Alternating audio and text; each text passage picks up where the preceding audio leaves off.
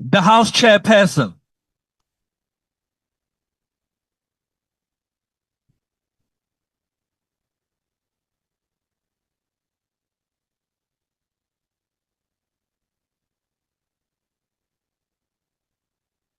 There will now be an opportunity for silent prayer or meditation.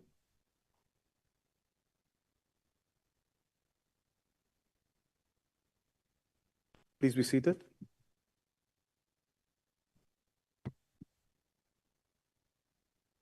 Secretary will read the order. Debate on vote number 6, International Relations and Cooperation Appropriation Bill. Cooperation. I now recognize the Honorable Minister of International Relations and Cooperation.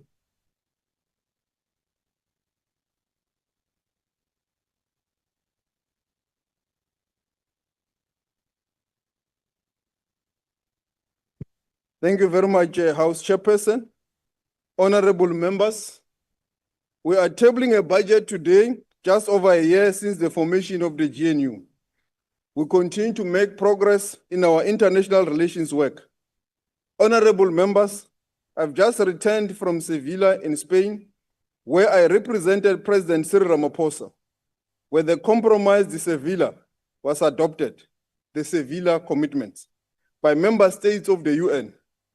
This Financing for Development Conference that is still ongoing is the most consequential conference on financing for development by the United Nations held over every 10 years. 10 years ago, all member states of the United Nations unanimously endorsed the 2030 Agenda for Sustainable Development. This was a historic commitment to secure peace, prosperity, dignity, sustainability for generations to come. This agenda was a collective roadmap negotiated and agreed at the highest level, reflecting the shared aspirations and values of humanity. However, the international community is confronting a blunt reality.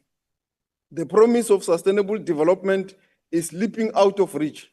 More than 85% of sustainable development goals are currently off track, with setbacks particularly acute in the fight against hunger, extreme poverty, and rising inequalities.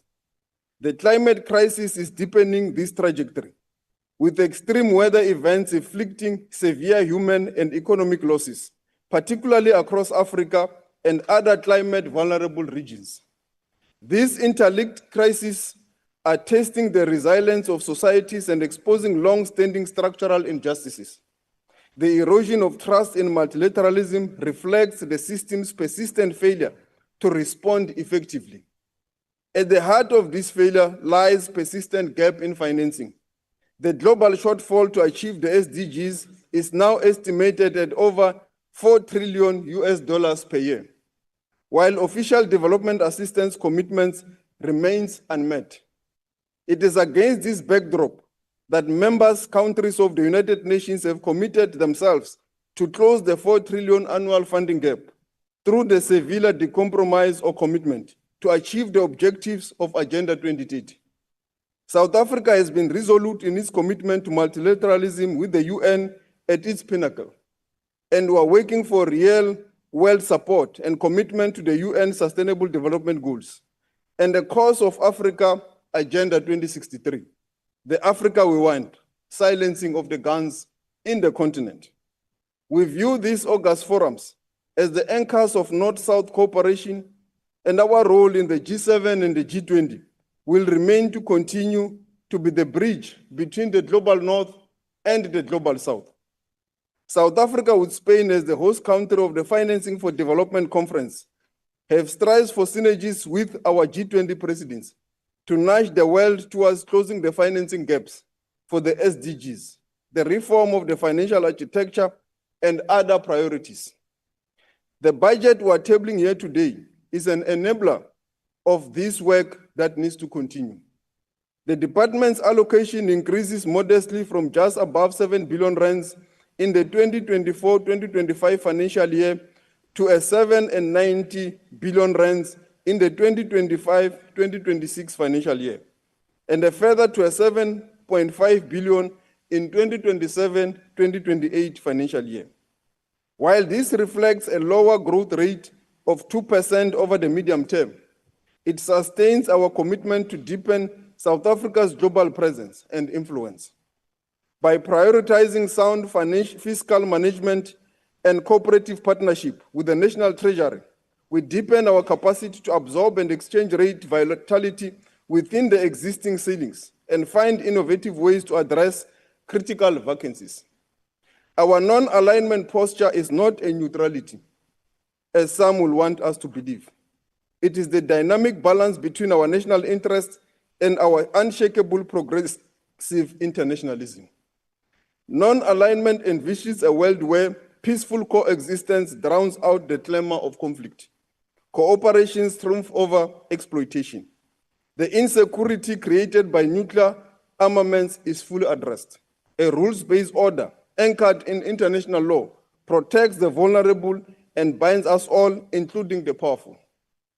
As we mark 70 years of the Freedom Charter, our human rights outlook continues to inform our international relations perspective. Our anti-war stance is the aspirations of many South Africans from all walks of life who declared through the Freedom Charter that South Africa shall strive to maintain world peace and the settlement of all international disputes by negotiations, not war. We continue to advance our strategic interests through economic diplomacy. Over the past year, our economic diplomacy has been strategically directed towards increasing trade and expanding our diplomatic presence in high-growth global markets, with an aim to contribute to achieve our country's objectives of achieving 3% economic growth.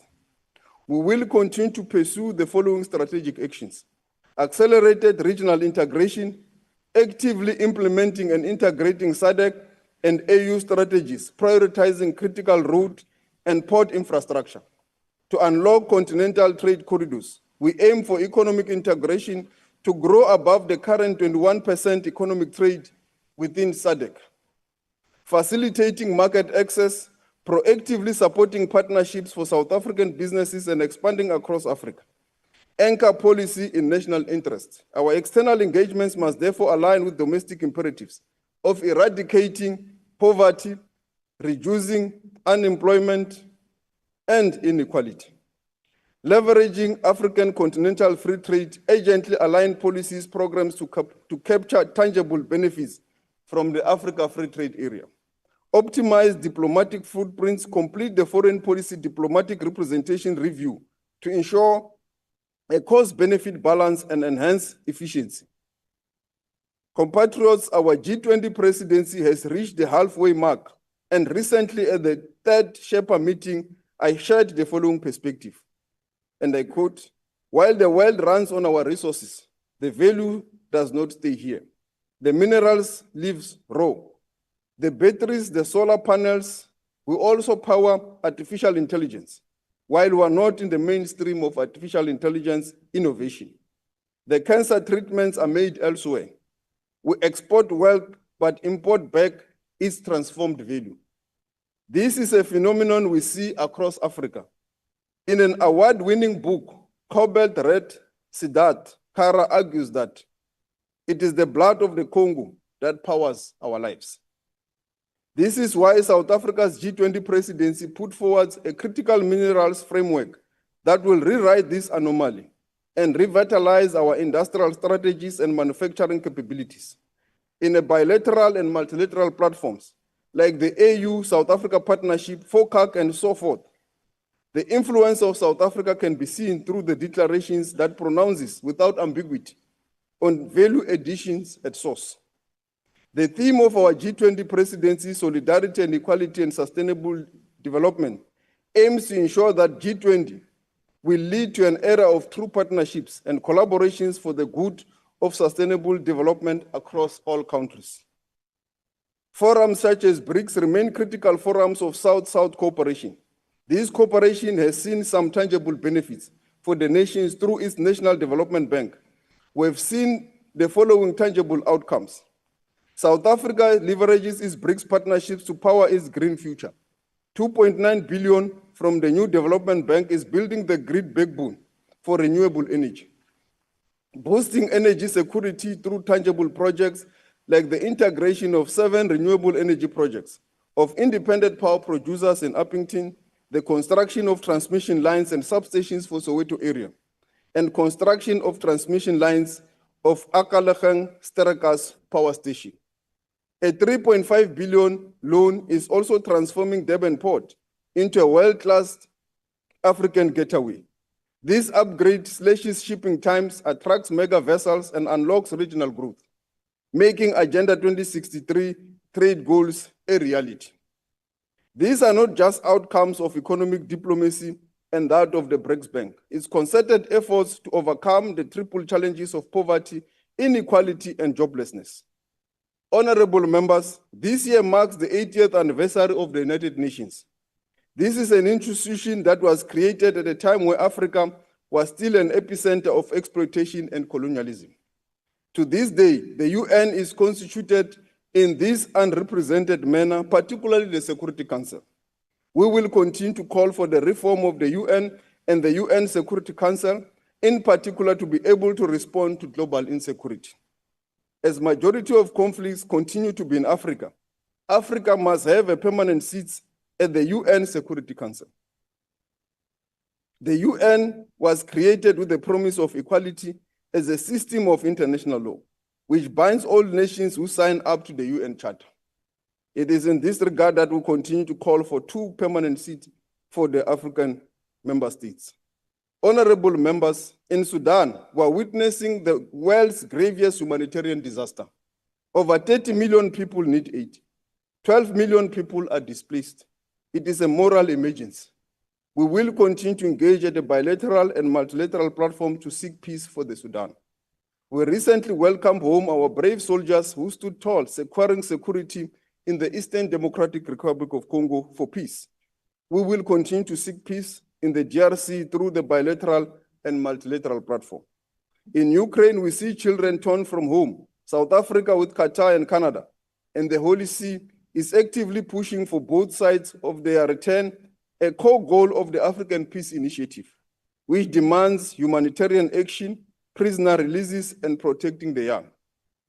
And in Gaza, a father's words echoes the horror.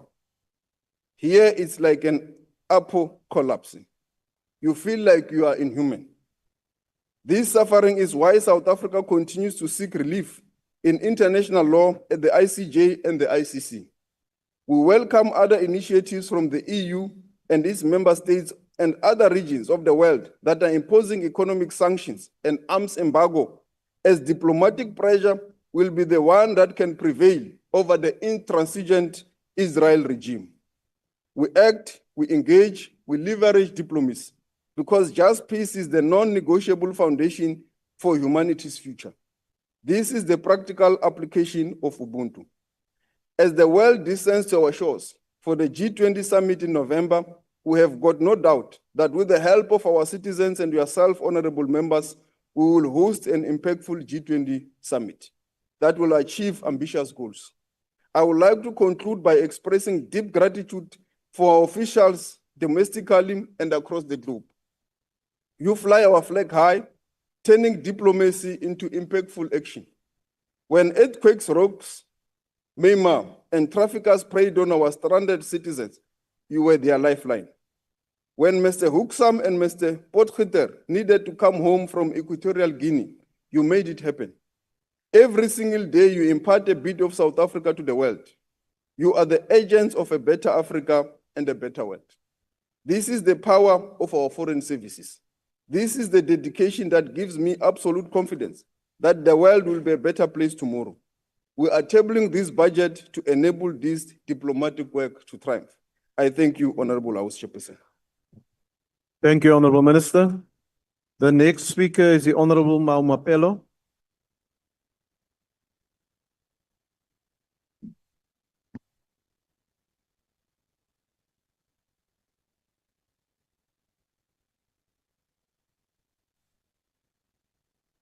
Order, honorable members. And honorable members, we start as we ended in the last financial year, and we will end as we began here today. I greet the minister and your collective from the department, together with the administration and the honorable members from the portfolio committee. As you know, honorable members, we are ardent multilateralists. We believe in anti-imperialism. We believe in embeddedness, in solidarity, and we are progressive internationalists. These are the characteristics which are embedded in the approach of the African National Congress, a disciplined force of the left. We say so, honorable members, to remind the House that we must always remember that matters of international relations are pursued under conditions that we don't choose nor desire. I'll make an example. As we debate here today, we are pursuing our objective as South Africa globally under the conditions of the trumpets of the unconventional methods of governance from the United States of America. These trumpets from the United States of America have brought instability on the economies of the world, including the US itself inflicting pain on the people of the United States of America. We are debating here today under conditions of the wars in Sudan, in Congo, in Ukraine, and we want to applaud the president and you, the minister, and your team for continuing to avoid the brouhaha which is going on in the country and focus on the work at hand of ensuring that there's negotiations in as far as conflicts are concerned, to make sure that we are true to our stance as the Republic of South Africa. Honorable members, in the first quarter of this year, 2025, foreign direct investment in South Africa went to an impressive 11.7 billion. I'm saying this is impressive because it did not happen by chance. It happened because there's work that has been done by DERCO, including all and sundry who are in the executive arm of the state, to make sure that there's investments that are taking place into our country. That is very impressive, Minister. We want to support you in making sure that these foreign direct investments continue to be intensified. We know that our population growth is growing at a rate almost equal to the rate of the growth of our economy. And we know that according to the Bureau of Economic Research, by 2030, our economy will be growing and hovering between 1.5 and 2%. So when you compare the economic growth with population growth, you can see that by 2030 there will be equalization. So the strategic question will be, how do we proactively ensure that we deal with this equalization between population growth and economic growth? So we want to ask and urge DTIC and DERCO to make sure that the variables that have ensured that there's growth in the first quarter of the FDIs, you focus some of the resources, Minister, on those important economic variables. Secondly, we want to suggest to the department that an important variable of tourism is quite key to the growth of South Africa's economy. Therefore, we are suggesting that necessary deepened collaboration between DTIC, DERCO, and tourism is necessary, including Home Affairs, so that we can deal with some of the impediments which are a hindrance to tourists coming in large numbers to South Africa. Thirdly, we are making a suggestion that because there's a problem of trade attachés, Minister, who are under DTIC, it's quite clear that our budget constraints will not allow us in the near future to have those trade attachés from DTIC embedded in all the embassies all over the world.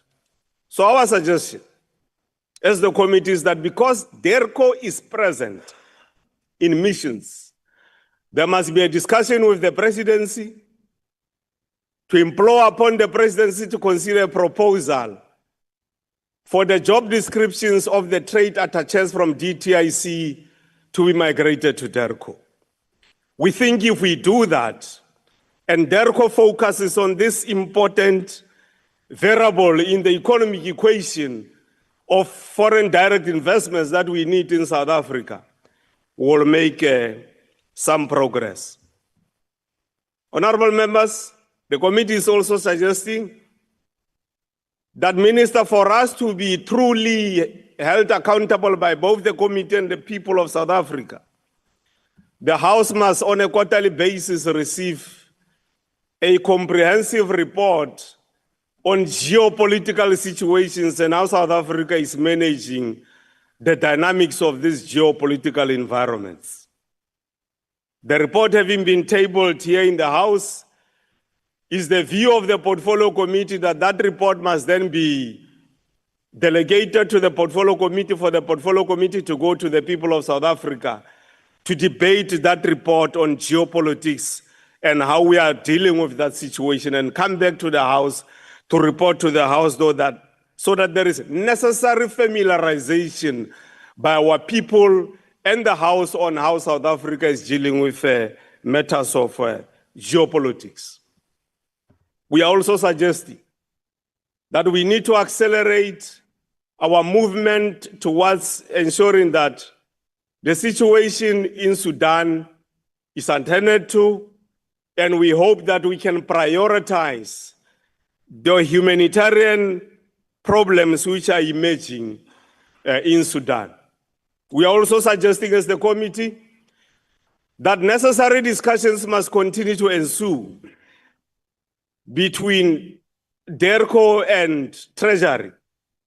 Because when you look at this budget, Minister, which is hovering around 7 billion, and you exclude from that equation the G20, you will realize that there's no growth of the budget allocated to DERCO. And when you look at South Africa's economy, the truth is that domestic variables will by and large remain the same. Therefore, the only variable where we stand an opportunity to make a dent in as far as the growth of the economy is concerned is foreign direct investment. And therefore, DERCO has to be necessarily equipped. It must have the necessary resources to mobilize all the resources globally so that those resources can be brought here into South Africa through foreign direct investment, which will then ensure the growth of our gross domestic product, which will then enable us to deal with challenges of poverty, inequality, and unemployment. We are also suggesting, Minister, that in as far as the trumpets of the US are concerned, and the tension that is going on between Ukraine and Russia, South Africa, one of the things it should consider is to ensure that there's a discussion that takes place with NATO. Because NATO is a force multiplier for the retrogressive forces that do not want peace all over the world. Lastly, we applaud South Africa for the discussions that are taking place with the European Union as part of making sure that they understand the Africa Free Continental Trade Agreement, and as far as making sure that we strengthen our economic ties and political ties with the EU, so that the EU can then be integrated into efforts of building a better Africa and a better world. Thank you, Chair. Thank you, Honourable Member. The next speaker is the Honourable Douglas.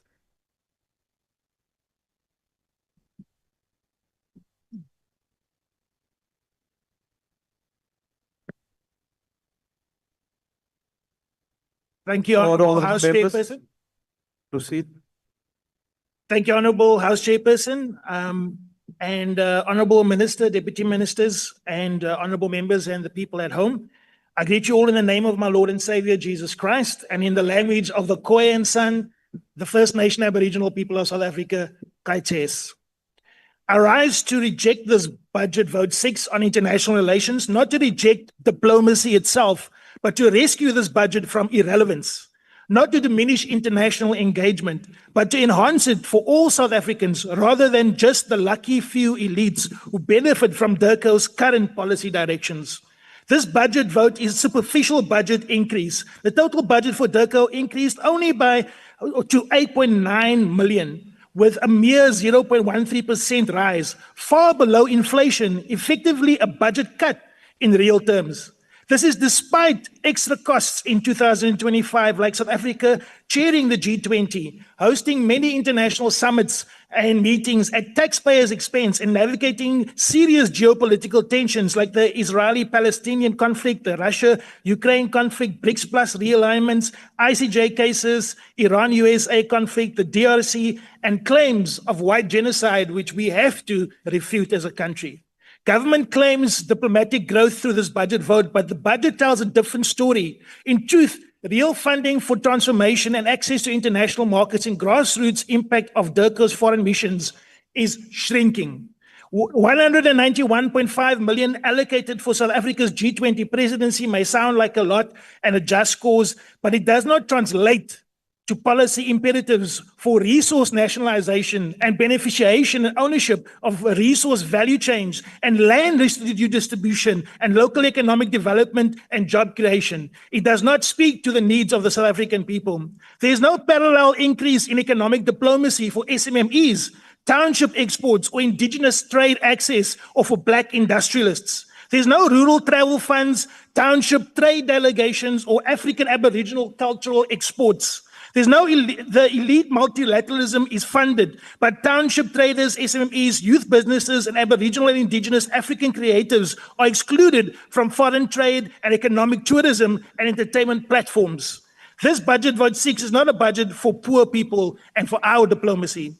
There are many planned DIRCO program cuts under this anti-poor, pro-austerity budget, which is going to harm DIRCO's operations. And these cuts cut the core programs of diplomacy and foreign relations, which will weaken service delivery. It is therefore clear that this budget favors ceremonial events and maintaining status quo over needed institutional reform.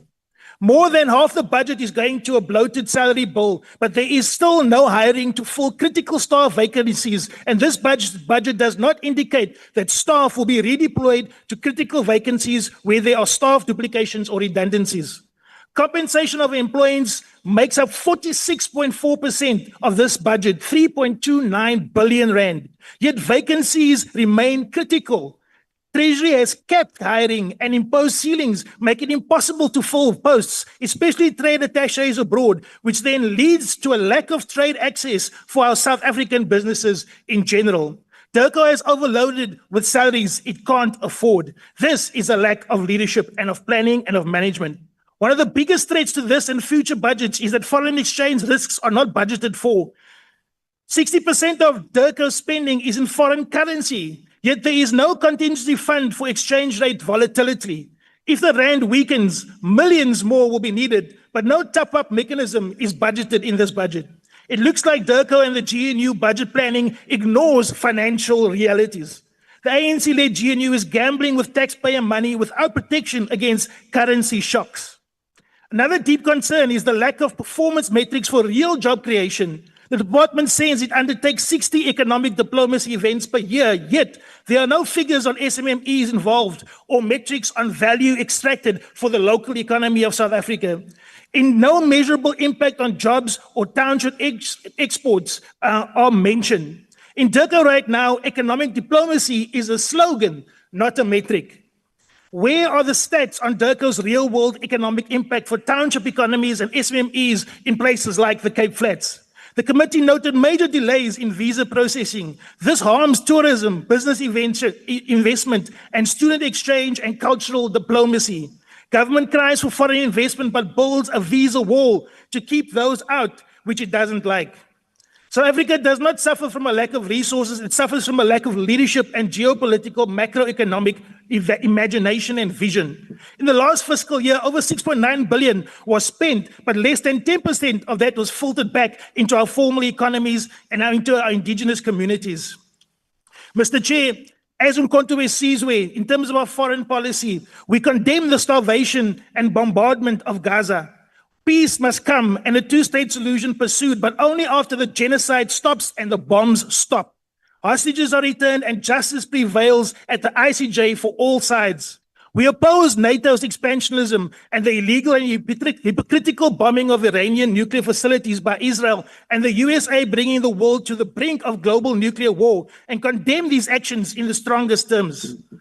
We support South Africa becoming a greater part of the African Continental Free Trade Agreement, growing in the BRICS Plus environment and joining in the Global South to ensure that our people are benefited at a grassroots level and not just at a strategic level. Who are the people that are going with the president to the Oval Office? It's white monopoly capital, unelected people that are speaking on behalf of South Africans who can never be in that Oval Office. They're speaking on behalf of business, not upon the lives of our people, not the people who are hurt, not the people who are affected by the negativity that was brought there by these delegations from the DA, delegations from Solidarity, delegations now from the Freedom Front Plus that was just there. These are traitors to our people. They are traitors to our economy, and they must be arrested and tried for their traitor ways, because what they're doing is making us to look bad in the eyes of a greater superpower, asking them to come in and bully us and to make sure that our economy is destroyed, making sure that our economy is pulled down. They want to come here and they want to maybe even bring troops here.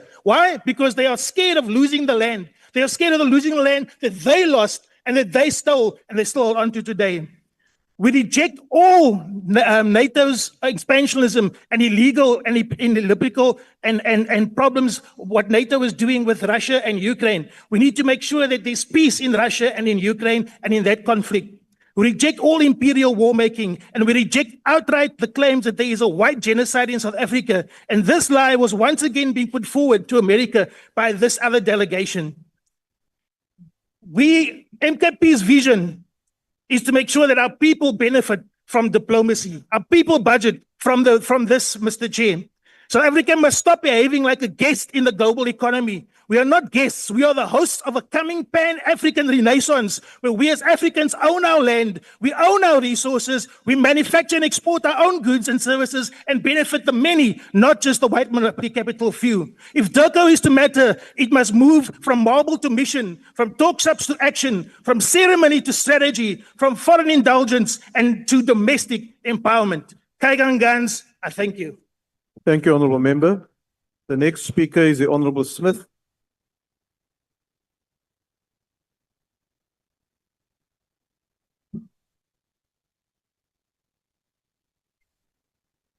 Thank you, Honourable Chairperson.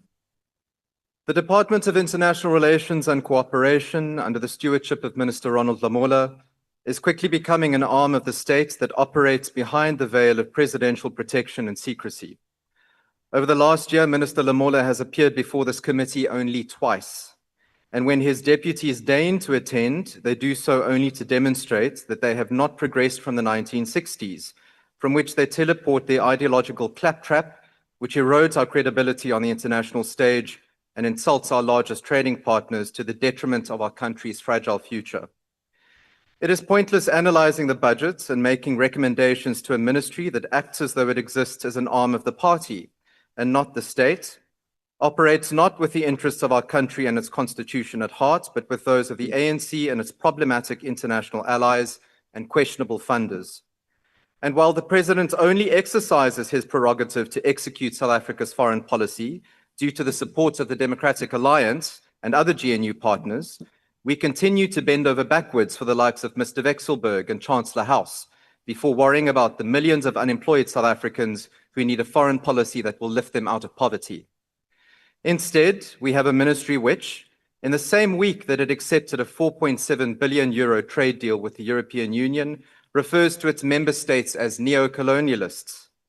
We have a ministry that parades itself as the vanguard of international law and morality while trying to gag members of the Portfolio Committee from referring to Russian President Vladimir Putin as a rightful war criminal facing an ICC arrest warrant. We have a ministry that sees it fit to include corrupt cadres and tenderpreneurs on official state visits to France, while our international trade officers have had 0 trade councillors appointed since 2023. And to top it off, we have a Minister of DIRCO begging the Black Business Council to defend failed and defunct policies such as BEE, not even an area in its policy ambit, which only serves to repel foreign direct investment and kill our economic diplomacy agenda. Honourable Chairperson, South Africa is now 7 months into our G20 presidency with little to show for it.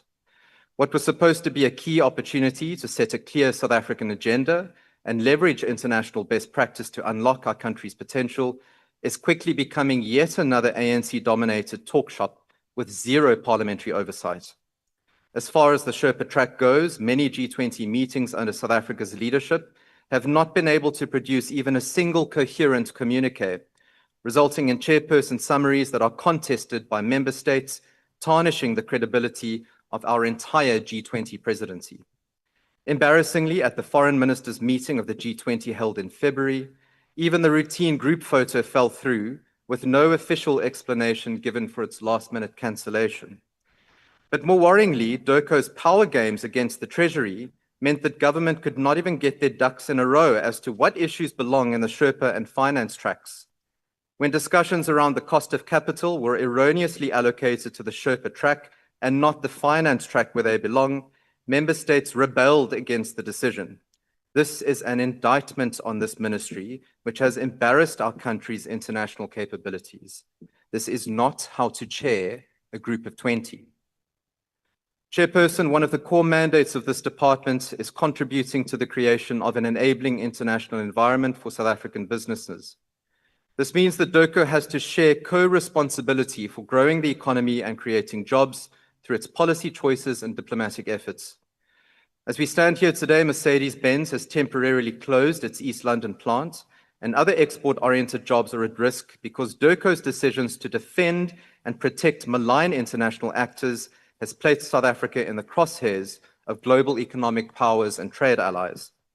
None of these malign actors have the resources or even the interest in assisting South African firms who are now at risk because of intellectually vacant foreign policy objectives.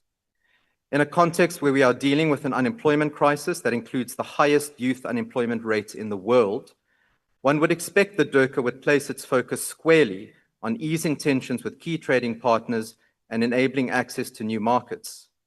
DIRCO does neither.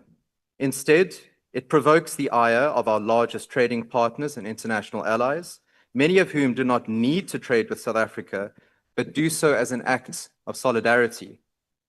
If this is how Minister Lamola wants to realign South Africa's foreign policy, we will soon fall into the embrace of the undemocratic world. Under this ministry, we do not have a South African foreign policy. We have an ANC diktat that serves neither country nor people. It is ironic then that one of the themes of the G20 is solidarity, when DIRCO shows no solidarity with the people of our country or with the liberal democratic world as a whole. While the DA is tired of these international double standards, we are, unlike the ANC, a responsible party with the country's interests at heart. This is ultimately what DIRCO needs and what South Africans rightly deserve. Thank you. The next speaker is the Honorable Mhlongo.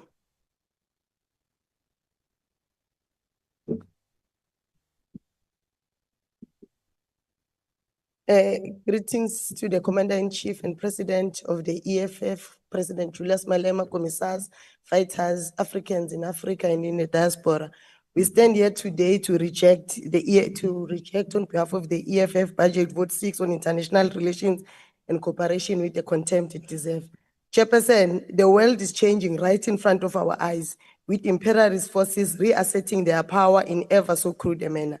The impunity in which Israel is waging its genocidal campaign in Palestine, its unprovoked attacks in Iran with the assistance of the US, the unending sponsored wars in Africa, particularly in the Democratic Republic of Congo, in South Sudan, with Trump's unilateral reordering of global economics. All of these are pointers to a re-emergent bold imperialist agenda.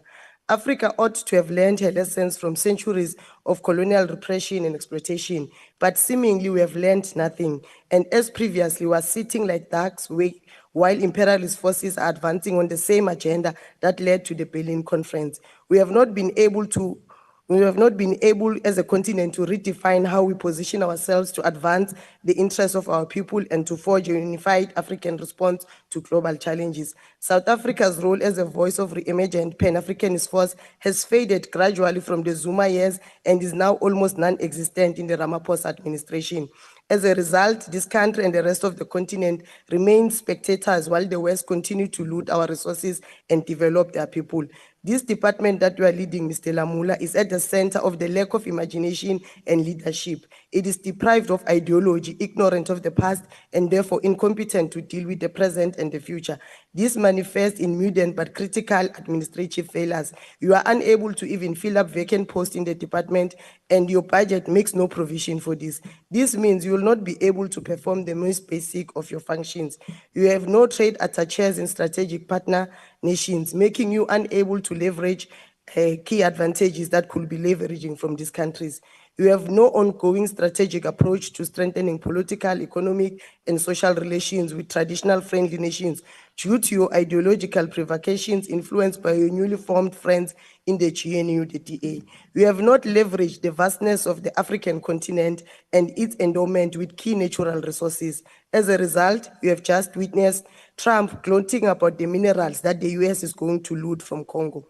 The US and her imperialist partners will continue to loot Africa because South Africa and the rest of the continent have no leadership bold enough to assert Africa's role in the development of her own people and to fight off this neo-colonial looting of the continent.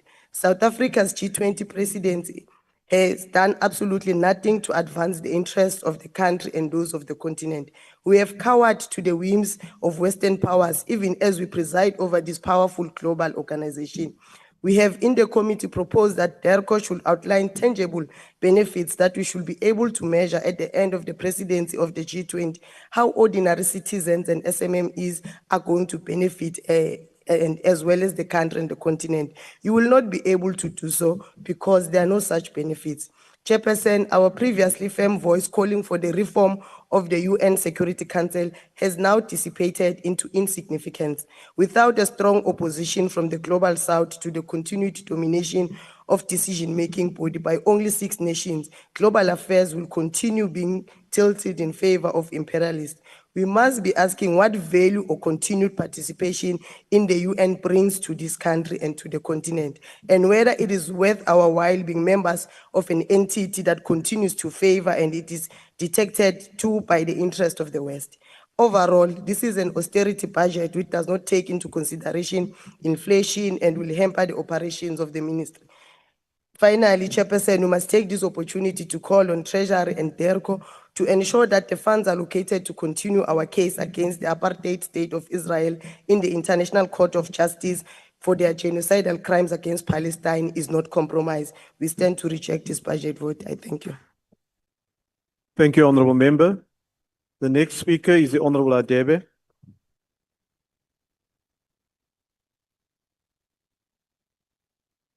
Thank you, House Chairperson.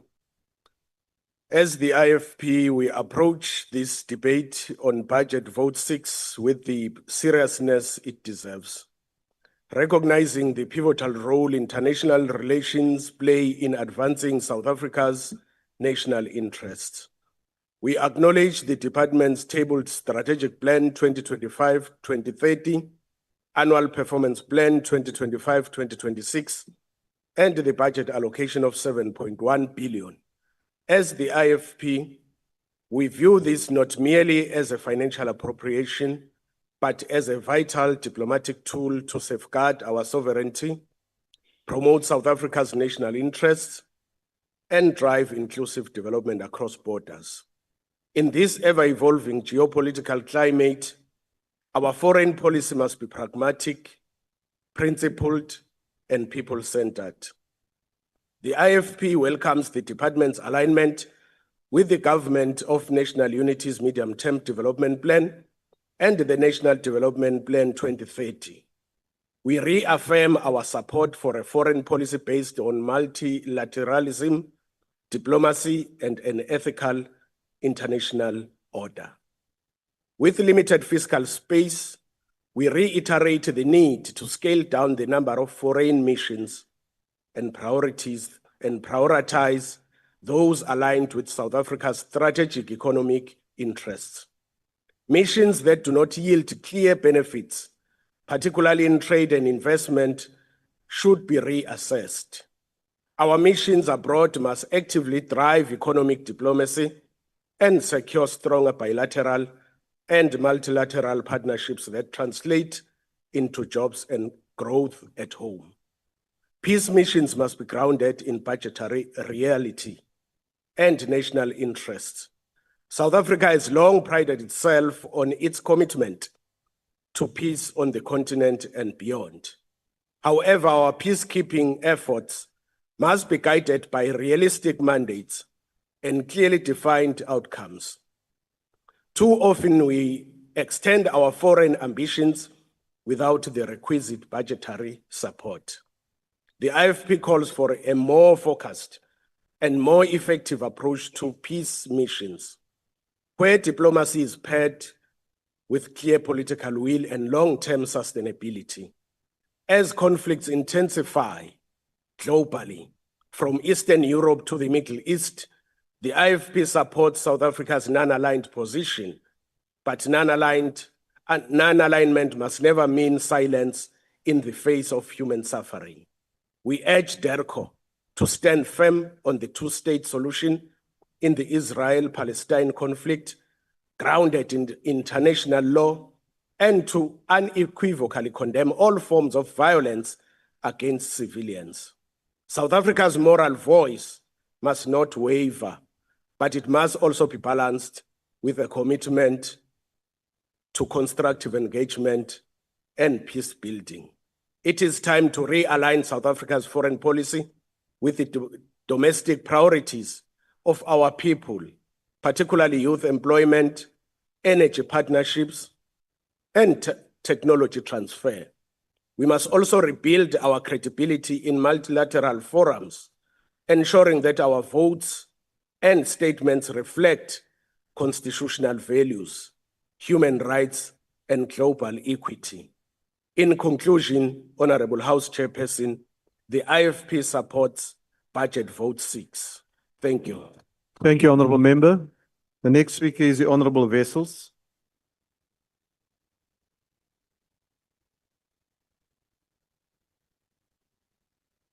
Order, Honorable Members.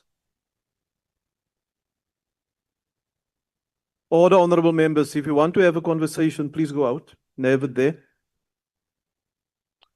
Die agbare huisvoorsitter, wanneer ons oor internasionale betrekkinge praat, is die bepalende faktor uit die aard van die saak Suid-Afrika en haar mense. Wat is belangrik vir Suid-Afrika en wat is tot voordeel van haar mense? Dit is ook so, en dit word baie gesê, dat as 'n soewereine staat ons nie moet toelaat dat ander state ons voorsê en moet dikteer wat in Suid-Afrika gebeur nie. En dit is wel reg en goed so. En dit is ook in gevolge internasionale reg so dat een staat nie by 'n ander staat se binnelandse sake mag inmeng nie. Maar dit is ook so dat die realiteit van die moderne wêreld 'n interafhanklike posisie is en dat ons afhanklik is van ander state en dat ons afhanklik is van handelsvernote en dat ons nie net kan doen wat ons wil nie. Want op die einde van die dag is baie van daardie handelsooreenkomste is dit wat die lewensbestaan van ons mense verseker. Een van daardie voorbeelde is die AGOA-ooreenkoms wat die FSA betref en behels. As dit tot niks sou gaan baie Suid-Afrikaners hulle werke verloor. Dit is dan ook so dat wanneer ons oor internasionale betrekkinge praat, ons moet besef dat ons nie kan bakkant staan en verwag dat ander state ons en Afrika moet red nie. Suid-Afrika en Afrika kan slegs homself red. Europa gaan ons nie red nie.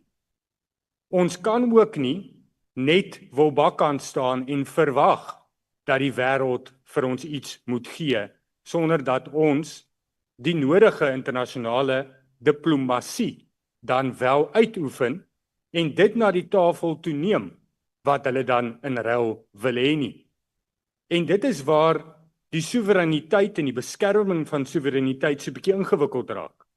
Want vir daardie behoud van daardie internasionale handelsverhoudings en ooreenkomste wat ons nodig het vir ons mense en tot voordeel van ons mense, moet ons ook luister wat ander state sê en wat hul op die tafel sit. En moet ons na die tafel toe gaan om te onderhandel. Ons kan nie 'n meerderwaardige houding neem nie. Minister, ons moet die verhoudinge met ons grootste handelsvennote herstel in belang van die mense van Suid-Afrika.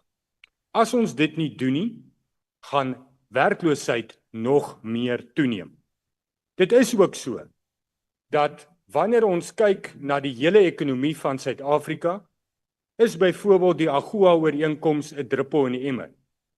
Maar met en ander sprekers het daarna verwys, die ontoereikende ekonomiese groei wat ons tans ervaar, is 0,2% wat AGOA bydra tot die Suid-Afrikaanse ekonomie eintlik wel iets wat nie maar net afgemaak kan word as niks nie. Ook moet daar na die hele waardeketting gekyk word. Dit is goed dat daar nuwe handelsvennote gesoek word. Dit is goed dat daar gekyk word om nuwe bande te smee.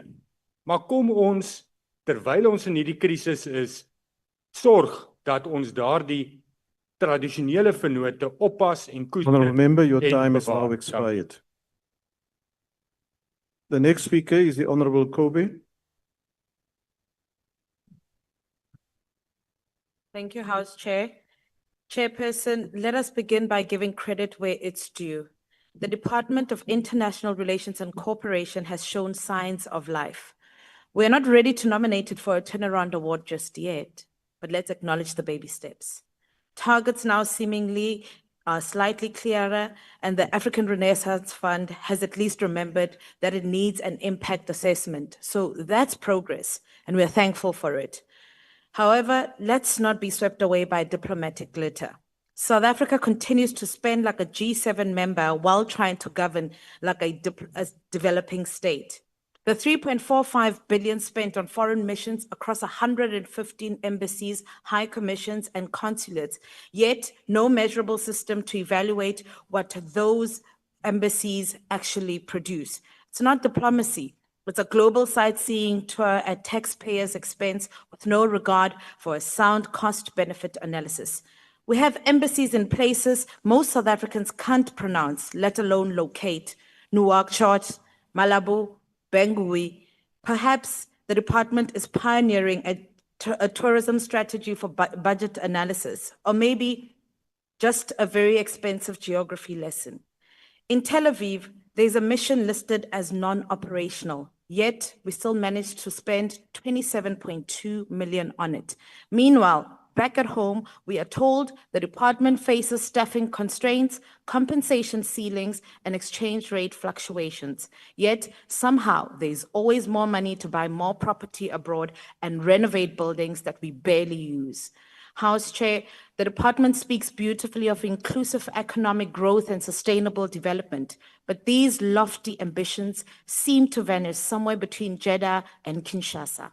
The strategic mission of the department remains as vague as a diplomatic communique. As we are still wondering as Action SA how this sprawling diplomatic footprint contributes to domestic objectives of job creation, poverty alleviation, or the empowerment of local townships and rural communities and local SMMEs. So yes, the department is improving, but like a leaky boat with shiny new curtains, it may look better, but it's still not seaworthy. Action SA will therefore vote against Budget Vote 6, not out of hostility, Honorable Minister, but out of a desire to see diplomacy that is smart, strategic, and dare we dream it, cost-effective. It's time to cut the fat and keep the mission, and not multiply missions to fund a foreign policy that is still struggling to find its purpose. Thank you. Thank you, Honourable Member. The next speaker is the Honourable Deputy Minister Botha.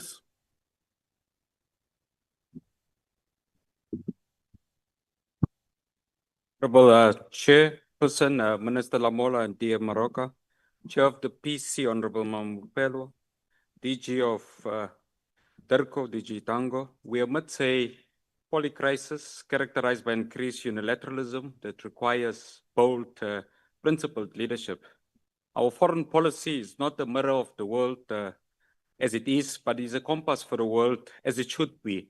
Gramsci reminded us that people do not fight for ideas, but for a form of life which they understand and can defend. We continue to deepen ties with the GRULAT countries through bilateral relations and in multilateral groups such as CARICOM, CELAC, and SADC-ALBA TCP. We look forward to the successful hosting of the AU CARICOM Summit in Addis Ababa in September 2025. Priority areas of cooperation includes energy, mining, agriculture, defense, education, higher education, science and technology, trade. At the multilateral level, we collaborate with the GRULAT countries through BRICS, G20, G77, plus China, NAM, and the UN. We reaffirmed our unflinching solidarity with Cuba. We seek constructive engagement with our strategic partner, the United States of America, being a principled strategic partner of South Africa. With Canada, we share values and collaborate on global governance, sustainable development, and inclusive growth. Cuba, ladies and gentlemen, remains a valid partner in medical diplomacy. On Palestine self-determination and statehood in 2024, Armenia, Slovenia, Ireland, Norway, Spain, the Bahamas, Trinidad and Tobago, Jamaica, and the Barbados have formally recognized Palestine's statehood. South Africa welcomes the letter issued by 9 EU foreign ministers of Belgium, Finland, Ireland, Luxembourg, Poland, Portugal, Slovenia, Spain, and Sweden. Honourable Deputy Minister, will you just take a seat, please? Why do you want to be recognized, Honourable Member? I raised the Deputy Minister is misleading the House. Take your seat, please. Take your seat. Please continue, Deputy Minister. We appreciate the 9 EU foreign ministers that have issued a call to the EU to implement the ICJ advisory opinion on provisional measures. Spain and Ireland formally joined South Africa's case and stated that they will comply with the ICJ's interim orders. Belgium's Wallonia region suspended ammunition export license to Israel. Canada halted military export permits. Denmark is engaged in a court process aimed at suspending export of F-35 jet components. High-level engagements were held with Ireland, UK, Portugal, Italy, Netherlands, Belgium, Germany, and the EU. We convened structured bilateral mechanisms with Croatia, Hungary, Poland, and Slovakia. We commend the UK for responding to the ICJ advisory opinion on the question of Mauritius, Chagos Archipelago. We call on Spain and France to reflect the same spirit and work with the AU to bring conclusion the last footprint of colonialism in Africa by supporting self-determination of the people of Western Sahara. The 8th South African EU summit reaffirmed shared goals, and the EU's 4.7 billion euro investment pledge is commendable. Relationship with the Nordics and Baltic states are strong. South Africa was central in shaping the pact for the future. We'll continue to lead efforts across Africa on universal health coverage through President Ramaphosa's continued leadership as the AU champion on preventable pandemics and diseases. We participated in the Commonwealth Heads of Governments meeting in Samoa in 2024. And at UNGA 80, we will continue to advocate for the reform of the UNSC based on Eswalweni consensus. We are now second term in the UN Peacebuilding Commission, where we participate in open debates in the area formula of the UNSC. We wish to congratulate the newly elected President of Young Women of Africa, Precious Banda, and the ANC Youth League's Secretary General Gutle as the second Vice President for Africa in the World Federation of Democratic Youth, WFDY.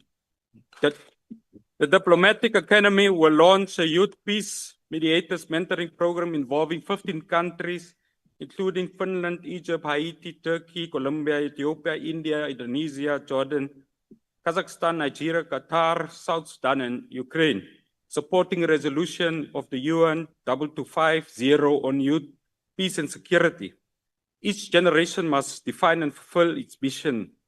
Minister Lamola responded to the youth calls and directed that the Diplomatic Academy will shortly commence with the cadet diplomatic training program for 25 young South Africans.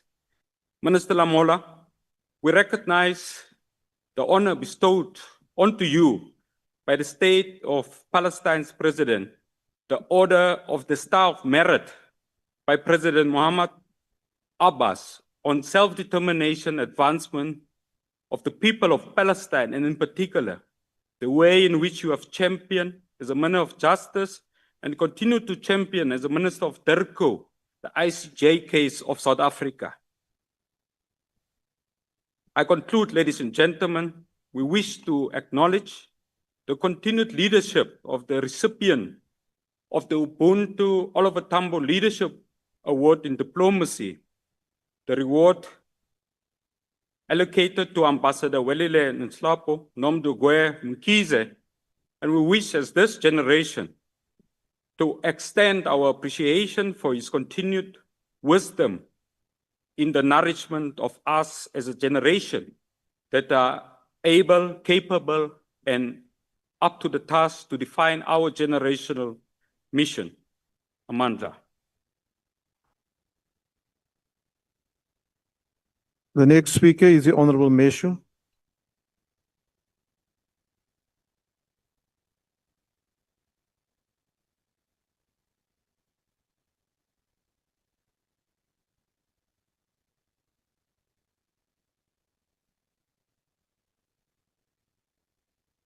Switch on the microphone, Reverend.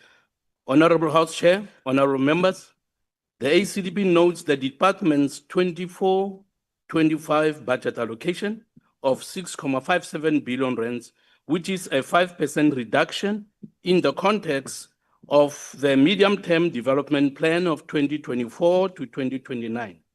South Africa is dependent on global trade and financial inflows. This makes us particularly exposed to the global economic developments. In the short space of time, global developments have already had a significant impact on the domestic economic outlook. The ACDP further notes Cabinet's allocation of 226 million rands for the G20 presidency. But this honor must be leveraged to restore credibility, not squandered on divisive ideological alignments. South Africa's foreign policy must serve our people's interests, not partisan politics or performative diplomacy. While we welcome DECO's stated aim to boost economic diplomacy and support South Africa's investments across the continent, the ACDP raises serious questions over both budgetary priorities and foreign policy direction.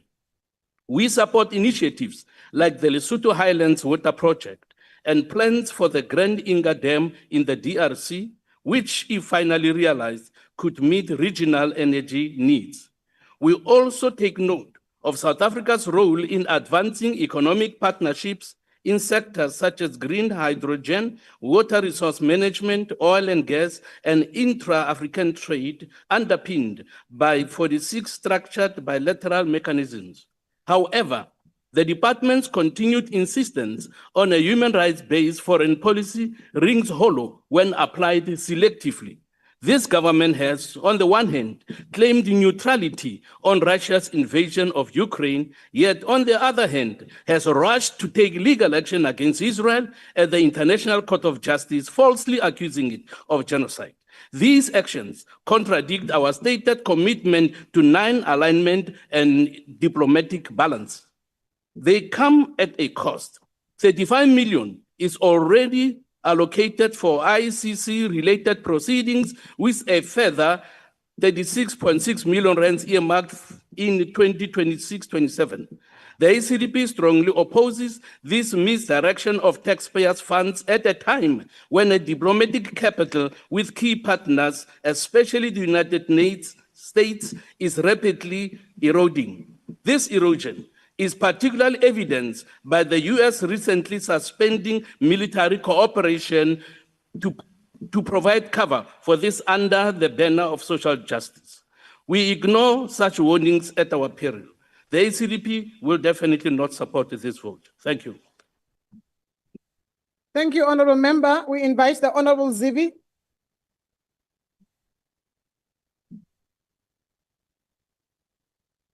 Thank you, Honorable Chair. Honorable members, Honorable Minister, Deputy Minister, good afternoon.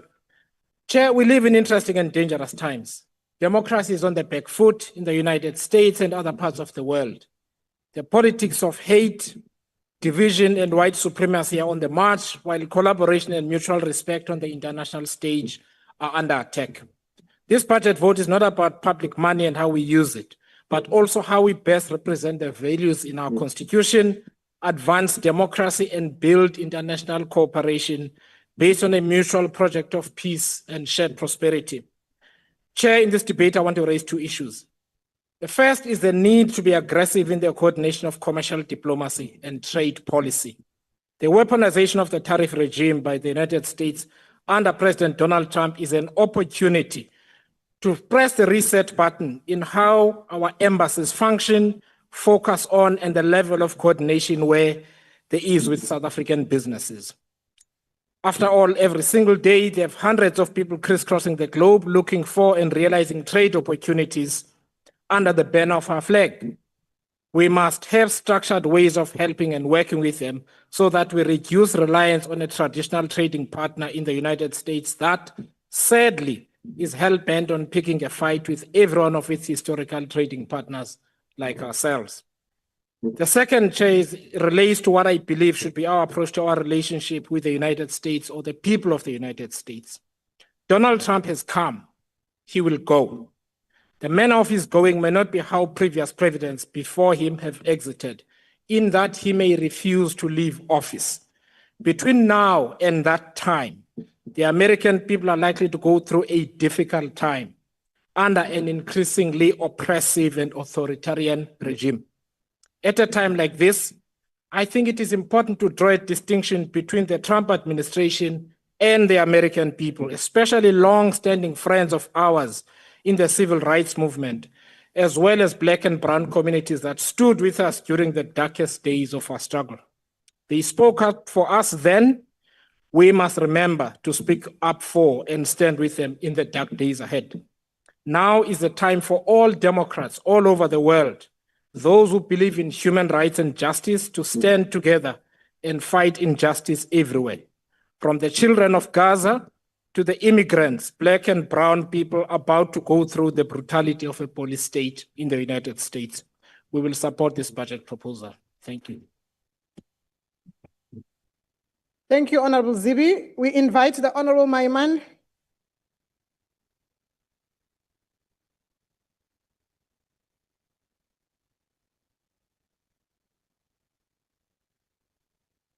Bagaetsho dumelang. Honorable members, I want to, perhaps if it's possible, for us to begin to think about one significant date that is coming, and it is the 1st of December 2025. On that day, South Africa would have finished hosting the presidency of the G20, and it will hand over to the United States. Whether the event will be successful or not is neither here nor there. The question we should ask ourselves is, what did we get out of it, and what do we hope to achieve? In the light of that, the objectives are quite clear. Of course, all of the issues are raised. But when I look at historical countries that have had the privilege of being the chairmanship of the G20, only a few notable exceptions have taken maximum advantage of that. I can think of India in its ability to have been able to go, we chaired the G20 and therefore were able to drive our global agenda. South Africa, we need to be intentional and deliberate about what we are going to do with this moment. And I want to recommend, as per the words of President Nelson Mandela, that our foreign policy must always be guided by trade and human rights. And I would argue that there are a number of key steps that we need to take if we're to demonstrate to the world how seriously we want to take foreign policy. The first is that we need to be intentional about what we do here in the continent of Africa. We need to be clear that those who act as dictators in our continent cannot rely on our historical alliances. In places like Zimbabwe, Namibia, and Malawi, you can't simply turn a blind eye when elections are being rigged. For if they are being rigged there, they'll be rigged here. Our silence cannot mean consent. Secondly, it speaks to the issue of this very budget that we're tabling. We've got too many missions all over the world, and it's time now that we begin to reassess that. We spend over 5 billion rands on diplomatic missions all over the world. It's important that we reassess whether those are of any diplomatic or trade relations that are helping us. Thirdly, honorable members, I think we cannot ignore what took place in Washington recently. And it ultimately begs the question, what are we doing about our US relations? When tariffs kick in on another date not so far from here today, it is going to be common cause that AGOA will be all but done away with, which means that we have to answer the question, why is it that still today, Minister Lamola, we don't have an ambassador in the US? Why are envoys still not there? It's crucial that we reestablish reset our relationships with the US. And therefore, ultimately, honorable members, in part of us maximizing what we do here in Africa, what we do all over the world, I want to leave you with the words that simply say that we neither should look east or west, but we should look forward. And Africa is our greatest opportunity. Let's maximize it, and therefore we'll support this budget. Thank you very much. Thank you, Honorable Member. We invite the Honorable Deputy Minister of Social Development.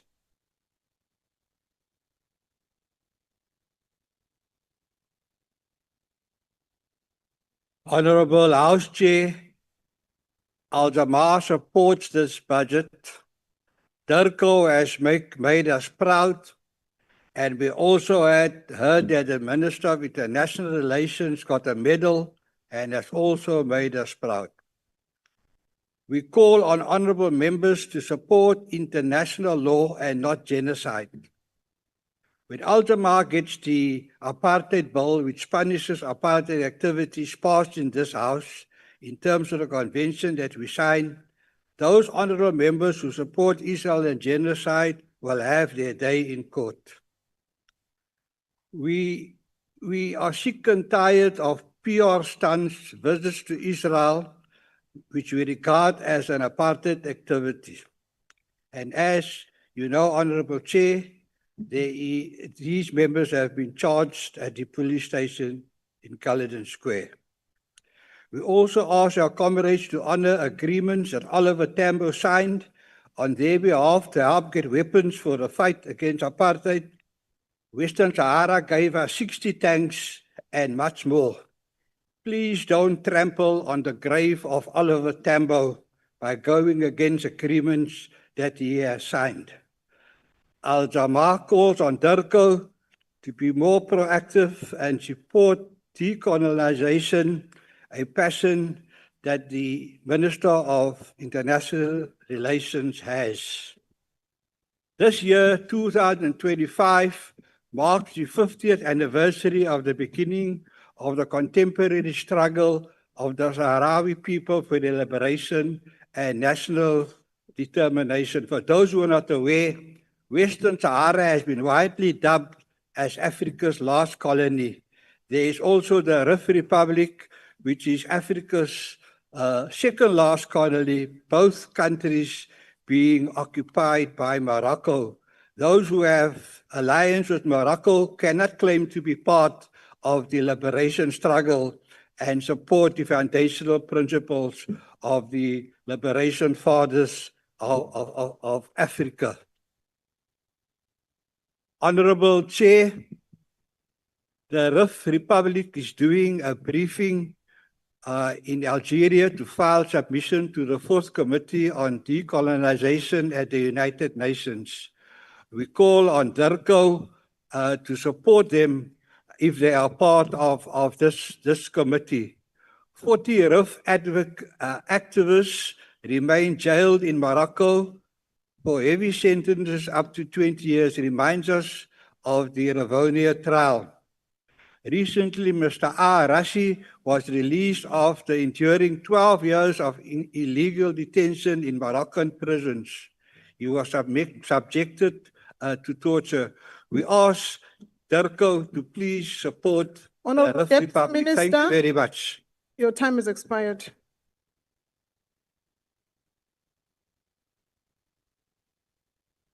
We invite the Deputy Minister of International Relations and Cooperation, the Honorable Moraka.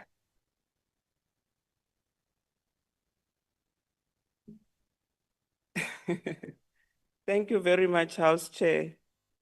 The Honorable Minister of International Relations and Cooperation, my colleague, the Deputy Minister and the Chair of the Portfolio Committee of International Relations, Honorable Mahuma Pelo, and the esteemed members of this august House, senior officials from DERCO, Gary Dumelang. Chairperson, let me start first by borrowing on the words of our Ghanaian politician, a political theorist, and a revolutionary of note, Kwame Nkrumah, who said the following: "I'm not African because I was born in Africa, but because Africa was born in me," close quote. I want to say to Honorable Minister Lamola that, Honorable Minister, the progressive South Africans who are patriotic to this country are waiting for your call to help them join hands in building a better Africa and a better world, which will be safe and secured for future generations to come. Therefore, Honorable Minister, you must never be deterred by those who are debating here in this House on the basis of their emotions where they are rejecting this budget. Because without this budget, there won't be a better Africa in the world that we seek to build. Honorable Speaker, DERCO continues to strengthen its internal capacity to deliver on our foreign policy through this budget process. We are finalizing the departmental's organizational review structure, wherein we are going to be improving the efficiency and also optimize on the utilization of the resources and also align with our global opportunities. A major focus is on building a capable professional diplomatic corps in the continent and in the world at large. Through the Diplomatic Academy, we are enhancing skills in the economic diplomacy, conflict resolution, and mediation mechanisms. To date, Honorable Chair, over 1,000 African women have been trained in line with the UN's Resolution 1325, with representations from almost 16 African countries are going to benefit from this initiative. Honorable members, we are also launching a Youth Peace Mediators program in partnership with the country of Finland. Within this kind of initiative, young people from almost 15 countries that are aligned with the UN Resolution 2250 on youth, peace, and security issues are also going to benefit from this initiative. Honorable Chair, youth empowerment is a priority in our human resource plan through internships, the cadet programs that we continue to lead under your able leadership, Minister, and also the involvement of young people on matters of international engagements that continue to happen through our multilateral forums. The African Renaissance and the International Cooperation Fund remains a strategic tool for supporting peace and security and development and also integration in the continent of Africa. In the year 2025-2026 financial year, a total amount of 54.4 million has been allocated to support humanitarian assistance, democratic governance, and also observer missions in countries such as Malawi, Seychelles, and Tanzania, because, honorable members, these are the only 3 countries within SADC that are due for elections this year. So we as South Africa has to support them during this election process. While progress is being made across Africa in 19 elections that were held in 2024, we remain concerned about the ongoing conflicts in the continent, especially in Sudan, South Sudan, and also in the Sahel region. Honorable Chairperson, our relationship with China have been elevated to a strategic partnership in the new era, wherein we are expanding cooperation in the renewable energy and also in the electric vehicles that we always speak about, and the infrastructure and critical minerals in support of building a capable state of South Africa, where everyone will participate in these inclusive economic initiatives that we have set for ourselves in this 7th administration. Honorable Chairperson, I want to thank you for the much attention that you have given me, and I want to say to Honorable Minister, Aluta continua, let's continue to represent South Africans in the continent and globally. Thank you very much. Malibongwe. Thank you, honorable members. We invite the Honorable Powell.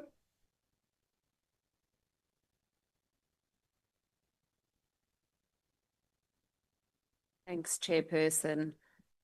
As a nation, we find ourselves navigating an increasingly complex geopolitical landscape characterized by multipolarity, transactional diplomacy, and economic stagnation.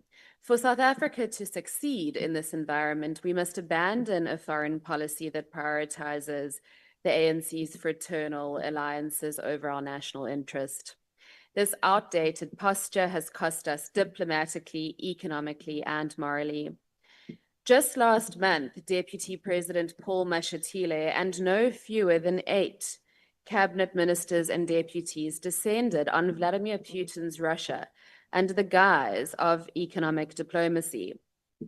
At the St. Petersburg International Economic Forum, hosted to assist Russia to explore new pathways to bypass Western sanctions, ANC executive members rubbed shoulders with war criminals and global pariahs at the taxpayers' expense, while Kiev counted its dead from Russia's brutal missile strikes that killed more than 20 civilians and injured over 150 civilians on the same day the summit kicked off.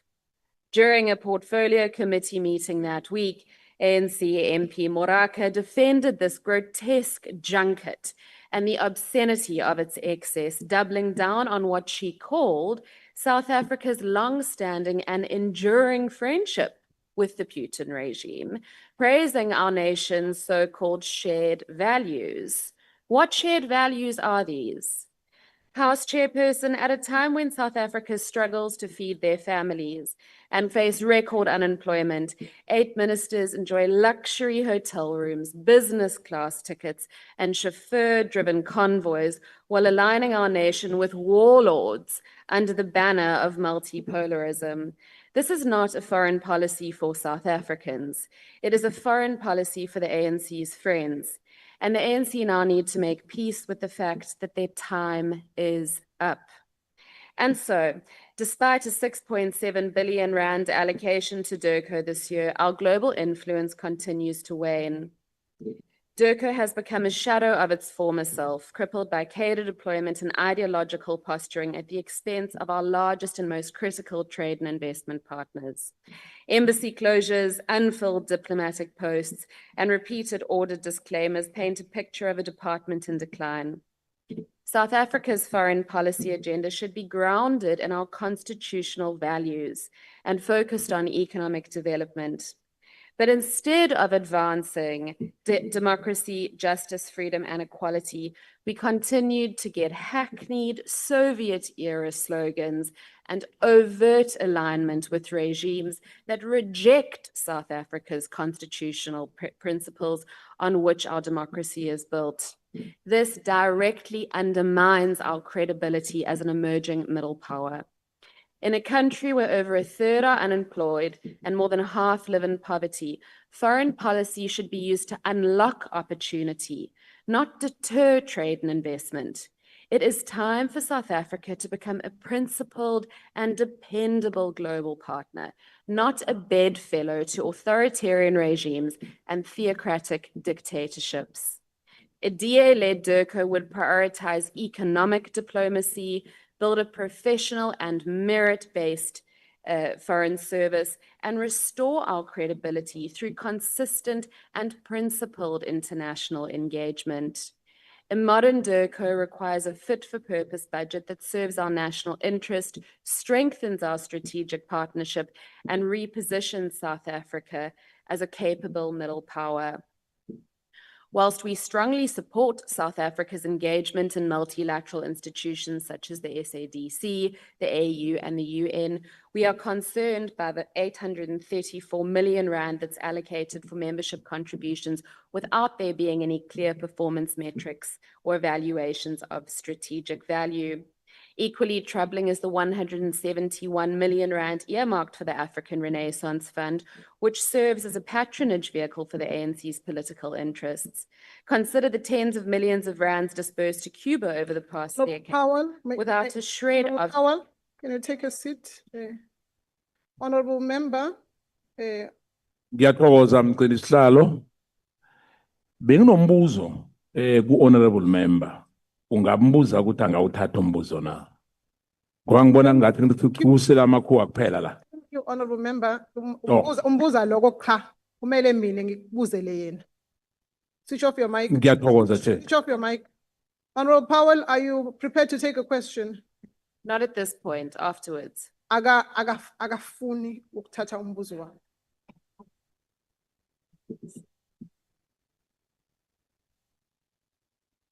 Continue, Honorable Powell. To revitalize South Africa's standing in the global community, DIRCO must now introduce a truly meritocratic appointment system, attain and attract skilled professionals, rationalize our diplomatic footprint by retaining dedicated missions only in our top 35 trading partner countries while deploying honorary consuls to the remainder.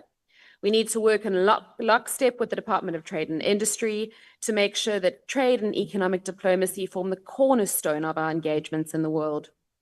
The days of hollow grandstanding and selective application of international law must now end. We need to begin acting with active consistency instead of selective outrage. The era of South Africa's foreign policy being guided by ideological nostalgia is well and truly over, and we urge the ANC to finally make peace with this reality. The DA will continue to represent South Africa's national interests on the global stage, shoring up trust and credibility with our largest and most important trading partners, and once again, ensuring that we act in the interests of advancing our long-standing and enduring shared values of democracy and constitutionalism the world over. I thank you.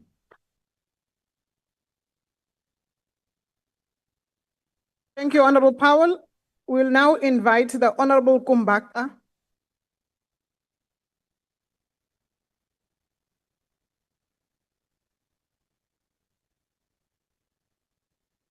Honorable Chairperson, Honorable Minister Lamola, Honorable Deputy Minister Moroka, Honorable Deputy Minister Botes, Honorable Chairperson of the Portfolio Committee of International Relations and Cooperation, Honorable Mahuma Pilo, honorable members, fellow South Africans.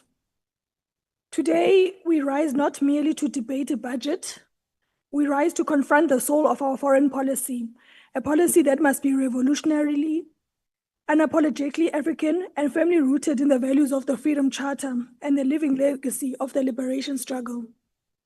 We are the product of struggle, of sacrifice, and international solidarity.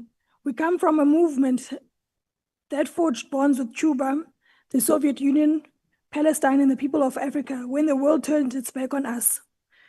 That history must guide this House as we reflect on Budget Vote 6. Today, we have assembled to debate Budget Vote 6 for the Department of International Relations and Cooperation, a vote that is pivotal to our pursuit of our national interests, both domestically and abroad. We meet at a moment of global upheaval where the violent machinery of empires is again on display. In Gaza, we witness a genocide unfolding before our eyes. In Sudan, the scramble for resources bleeds the people. In the DRC, multinational corporations extract rare minerals while leaving behind death and displacement. In Haiti, Western-backed interventionists persist under the guise of humanitarianism. Let us speak plainly. The international system is rigged against the global south. The so-called multilateral order is in deep crisis, captured by the interests of a few imperial powers. The UN Security Council in its current form is a relic of colonial power. As the ANC, we do not beg for a seat at the table, we demand the total restructuring of global governance. The rise in protectionism and unilateralism has weakened the multilateral order that South Africa has tirelessly helped to build since 1994.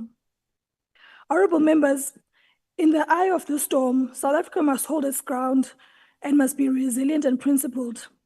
Our foreign policy, guided by the values of our constitution, must embody our belief in our principles such as human dignity and equality. We cannot tire in working toward a fair and more equitable world. This is a precondition for peace. And we cannot fund a foreign policy that reproduces neo-colonial dependency. The budget presented by DECO affirms Africa's sovereignty and accelerates our development agenda and also defends the oppressed. DECO has presented that it's not a passive administrator of diplomacy, but it is a fighter for the people, a voice for a people's republic on the world stage. Honorable members, we welcome DECO's strategic plan of the financial year 2025 to 2030 and its annual performance plan for the financial year 2025-2026. But let us be clear, we want more than just targets. We want revolutionary targets. We want trade deals that delink us from the dollar and the euro. We want investment in people, not platitudes. We want embassies that are political schools, even for young African diplomats, and not just PR offices. The total budget allocation to DECO is 7 billion, and it includes international relations programs and also international transfers. But these must not be viewed as a mere expense, but rather as a revolutionary investment in shaping a new global order. The 3.4 billion for international programs centers around African development, liberation, solidarity, and people-to-people diplomacy. And that is why, one of the reasons why we support this budget. This budget must also finance our mission to advance Pan-African integration from policy harmonization under the African free trade area to the realization of free movement of people across the continent. Honorable members, the 55 million allocation to the ARF must be used with a clear political lens to support mediation efforts that put the people first, not elite deals brokered in foreign capitals, to send more observer missions, especially where democracy is under threat, and to invest in post-conflict reconstruction rooted in sovereignty, public health systems, and education. Honorable members, the geopolitical turbulence we see around us should remind us of our responsibility to realize the UN's Sustainable Development Goals in our country and wherever we have influence. DECO must continue to forge strategic partnerships with our neighbors and where our prosperity is tied to others. DECO's plans and budget outline a path to strengthen South Africa's global influence, champion Africa's peace and development, and promote inclusive economic growth through strategic partnerships. But we must, as a portfolio committee, ensure that we empower DECO to use platforms such as the UN, BRICS, and AU to champion debt relief for African nations and insist on fair climate financing and advocate for more accessible global climate mechanisms. Our presidency of the G20 under the theme Solidarity, Equality, and Sustainability allows us to elevate Africa's voice in global decision-making. Fellow South Africans, let us be clear. Economic diplomacy must be revolutionary diplomacy. It must empower rural producers, small-scale miners and cooperatives and informal traders. If a small citrus farmer in Sarabatman cannot export due to tariff barriers, DECO would have failed them. But we see that efforts have been made in the APP plans to ensure that trade barriers are addressed. If African markets are closed to our products while foreign goods flood our shelves, we are still a colony. This budget affords us a chance of protecting our sovereignty and advancing our interests. We must also remember that we must not pretend we are safe. South Africa is not immune to regime change agendas, economic sabotage, and political destabilization. This budget must strengthen our international posture to protect our sovereignty and democratic order. As this committee, we must empower DECO to deliver on 60 structured bilateral mechanisms, 60 economic diplomacy activities, and 60 tourism promotion events in the financial year 2025-2026. These targets are essential to reindustrialization, youth employment, and inclusive growth. Honorable members, DECO must also ensure that effective emissions are available to open markets for South African products. We note the structural challenges in the department because we know DECO spends 60% of its budget abroad and also with administration in terms of salaries for the workers. But DECO must work with National Treasury to develop a hedging and contingency strategy for this matter. And international solidarity, like I said, is not charity. And it's very clear that the department is very intentional when it comes to this approach. And this budget affirms that it's a tool in the hands of the poor. And therefore, we must ensure that cooperation wins over conflict and development wins over debt. And climate justice secures a home for all. In closing, we must stand united across party lines in defending the mandate of DECO and the ARF. This is not a neutral budget, it is a political tool, and let us wield it with courage. We cannot allow this budget to be derailed by hypocrites who ran off to Israel to endorse racism and oppression, and so-called revolutionaries, the Guazis, who have enthusiastically backed up Morocco. Let us not betray the principles of our foreign policy for political convenience or personal gain. And let us never forget the words of Comrade Owar Tambo, that it is our responsibility to break with all the shackles that keep our people in bondage. And international solidarity is not an act of charity, it is an act of humanity and justice.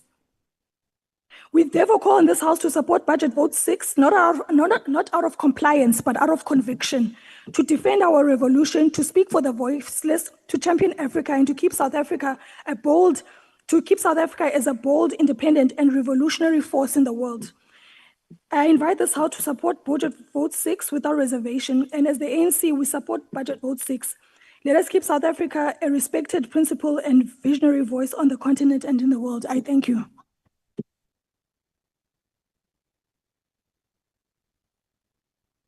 Thank you, honorable members. We invite the Minister of International Relations and Cooperation to respond and close the debate.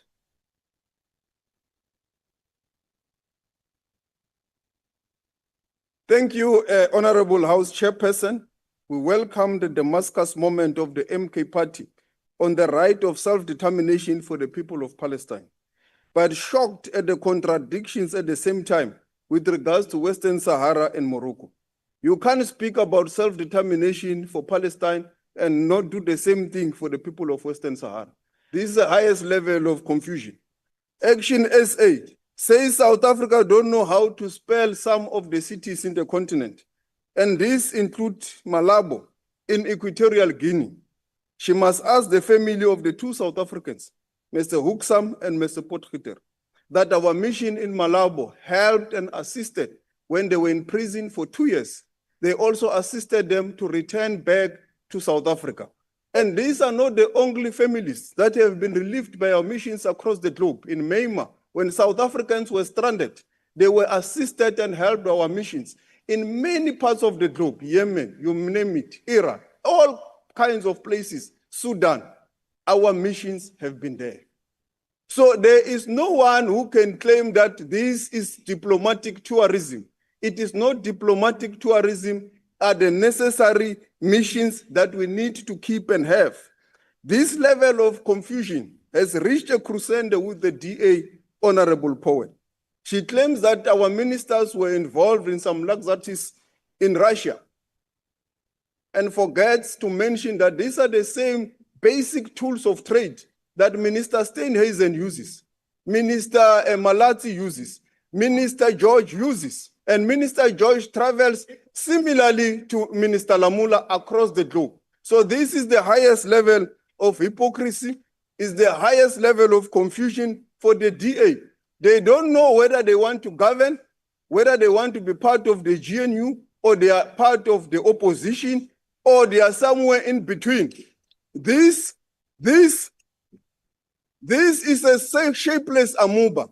Maybe as soon as you find your conference, because it's clear that it depends on which faction of the DA is speaking, to understand where do you stand. We are neither looking east nor west. We are marching forward.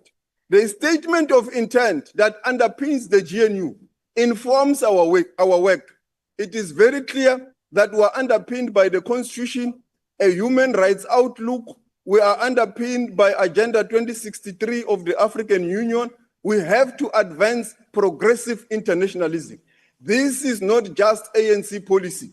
It's the policy of the government of South Africa, which the DA is part of the GNU. So if you did not read properly the statement of intent, you may need to revisit it. We are not doing anything that you did not sign for. In the statement of intent, when we deal with our human rights outlook, whether it's in Gaza, it is part of the statement of intent. Whether it's in relations to Ukraine and Russia, where we have played the role to bring back the children of the people of Ukraine, it is through the statement of intent. When we deal with all these issues. Honorable Minister, take your seat. Honorable, switch off that mic. I'll share. Honorable member, allow me to. In the statement of intent. Honorable member, allow me to recognize you first. Okay. Switch off that mic. You are now recognized, honorable member. In the statement of intent, did the ANC induct the DA? Member, that's honorable member. Honorable member. Would like to know if the DA was inducted about. Please do not abuse the rules. What rule is there? It's like the DA is in state of confusion. What are you rising on? What? Honorable member, please do not abuse the rules. Honorable Minister, you may continue. Order, honorable members. Yeah, indeed, the statement of intent is public, is there for the DA to reread it again. We are guided by the Constitution. We are guided by the national interest document. We can also interpret it in any language to make Honorable Powell to understand it perfectly. We are very clear. We are marching forward on progressive internationalism. And we are not doing anything outside the policies that have been adopted by the government of the Republic of South Africa. So we are doing the job entrusted to us by the people of South Africa in terms of all the policies that we are doing. We are not on a frolic of our own. We are acting in the national interest. With regards to the decline, there is no truth in the fact that the department has declined. In fact, we have reached an unqualified audit. The department is improving. We are moving ahead. With regards to downsizing and making the department fit for purpose, maybe honorable members of the portfolio committee have forgotten. We have closed 13 embassies to make the department linear, fit for purpose, and to continue with our progressive internationalism.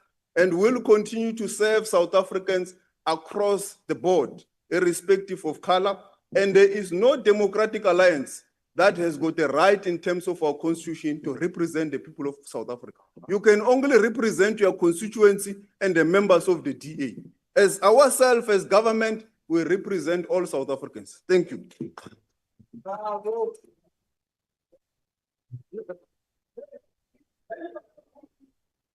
Thank you. Order, honorable members. Order, honorable members. Malunga lahloniphekile ifike emaphethelweni inkulumo mbikiswano eliphakelo letimali. Indlu yesishayamthetho ingasukuma.